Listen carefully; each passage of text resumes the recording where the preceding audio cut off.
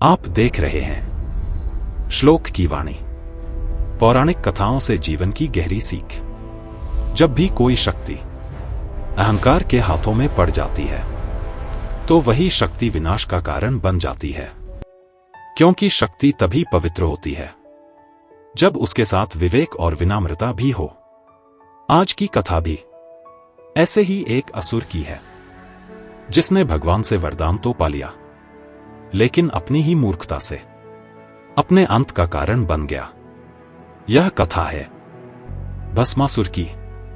बहुत समय पहले असुरों के कुल में जन्म हुआ एक अत्यंत शक्तिशाली दैत्य का भस्मासुर। वह बलवान था, पर उससे भी अधिक था उसका अहंकार और लालच।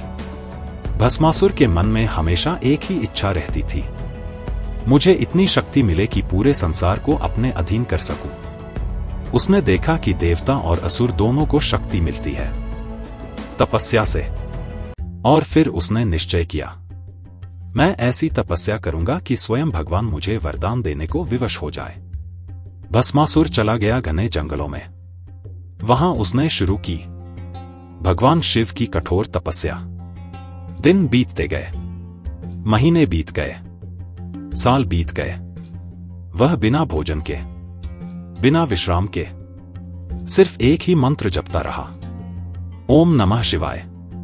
उसकी तपस्या इतनी भयानक थी कि तीनों लोकों में हलचल मच गई। देवता भी चिंतित हो उठे। अंततः भक्तों पर शीघ्र प्रसन्न होने वाले भगवान शिव प्रकट हुए। भगवान शिव ने कहा, भस्मासुर, मैं तुम्हारी तपस्या से प्रसन्न हूं, मांगो, क्या चाहते हो? भस्मासुर की आंखों में चमक आ गई।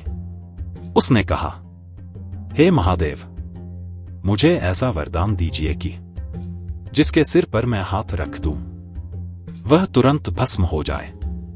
भगवान शिव भोलेनाथ थे। उन्होंने बिना अधिक सोचे कहा, तथास्तु। और यही वरदान आगे चलकर बना एक भयंकर संकट। वरदान मिलते ही भस्मासुर का असली स्वभाव सामने आ गया। उसने सोचा, अब तो मैं सबसे शक्तिशाली हूं, क्यों न इस वरदान की परीक्षा की जाए। और तभी उसके मन में आया एक भयानक विचार। उसने सोचा, क्यों न सबसे पहले इसी वरदान को भगवान शिव पर आजमाया जाए। जैसे ही वह शिवजी की ओर बढ़ा और हाथ उठाया, भगवान शिव समझ गए कि उन्होंने बहुत बड़ी भूल कर दी है।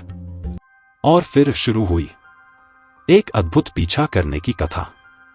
भस्मासुर पागलों की तरह भगवान शिव के पीछे दौड़ने लगा।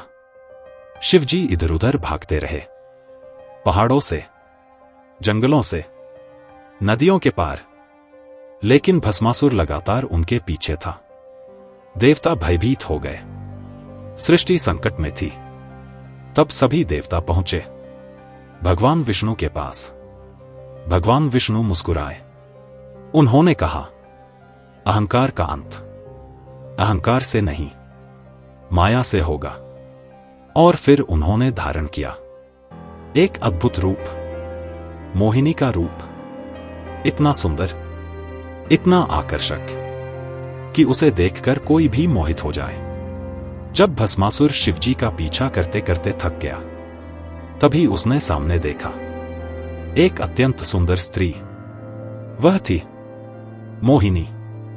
भस्मासुर उसकी सुंदरता देखकर मोहित हो गया।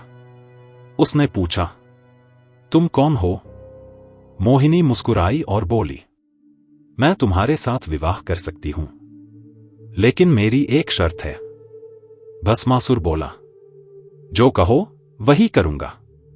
मोहिनी बोली, पहले तुम्हें मेरे साथ नृत्य करना होगा, और जो भी मुद्रा मैं करूं तुम्हें भी वही करनी होगी। भस्मासुर तुरंत तैयार हो गया। मोहिनी ने नृत्य शुरू किया। भस्मासुर भी उसकी हर मुद्रा की नकल करता गया। कभी हाथ ऊपर, कभी हाथ नीचे, कभी घूमना, कभी झुकना। और फिर मोहिनी ने धीरे से अपना हाथ अपने सिर पर रखा। भस्मासुर ने भी बिना सोचे वही किया। जैसे ही उसका हाथ उसके सिर पर पड़ा, भगवान शिव का दिया हुआ वरदान सक्रिय हो गया और अगले ही क्षण भस्मासुर स्वयं ही भस्म हो गया। इस प्रकार अहंकार का अंत उसी के हाथों हो गया। भस्मासुर की कथा हमें सिखाती है, शक्ति यदि विवेक के बिना हो तो विनाश लाती है।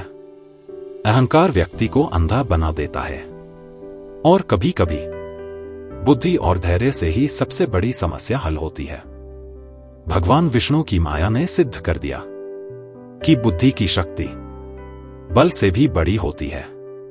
जब भी जीवन में शक्ति मिले, सफलता मिले या कोई विशेष वरदान मिले तो उसे विनम्रता के साथ स्वीकार करना, क्योंकि इतिहास गवाह है, अहंकार का अंत हमेशा निश्चित होता है।